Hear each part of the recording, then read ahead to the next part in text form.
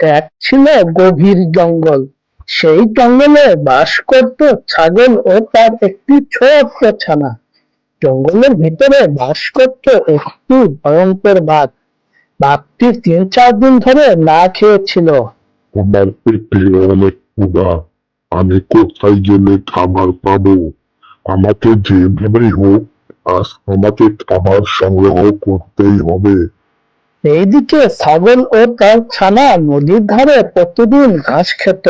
এইদিকে বাঘ শিকারের খোঁজ করতে করতে নদীর ধারে চলে আসে আর ছাগল দুটিকে দেখতে পায়।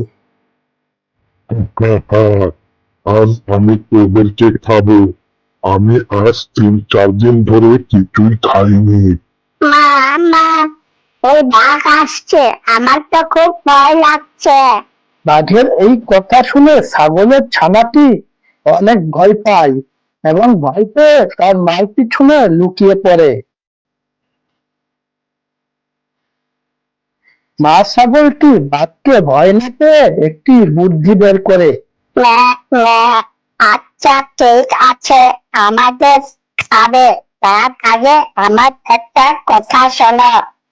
আচ্ছা ঠিক আছে, কি কথা বলবি? তাড়াতাড়ি বল, আমার সময় নেই।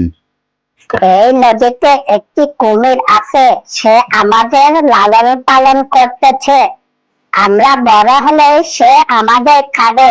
এখন যদি তুমি আমাদের খেয়ে ফেলো, তাহলে কুমির তোমাকে খেয়ে ফেলবে। ছাগলের মুখে এই কথা শুনে বাঘ অনেক ভয় পেয়ে যায়। ওরে বাবারে, আমি এখান থেকে পালাই। বেঁচে থাকলে এরকম ছাগল আরো অনেক খেতে পারবো। আর সেখান থেকে দৌড়ে পালিয়ে যায়। দেখলি বাচ্চা, সবকিছুই শক্তি দিয়ে হয় না, বুদ্ধি দিয়েও অনেক কঠিন কাজ সহজ করা যায়।